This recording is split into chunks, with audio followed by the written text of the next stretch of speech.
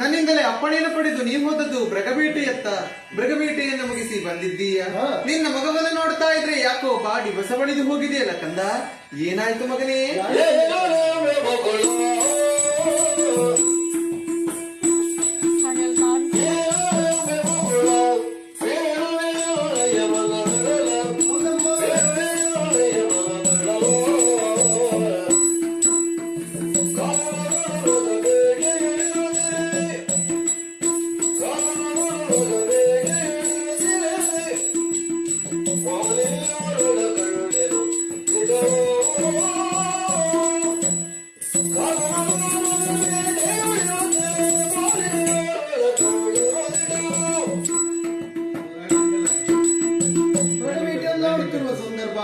ಓರ್ವ ಸುಂದರ ತರುಣಿಯನ್ನ ಕಂಡೆ ಅಮ್ಮ.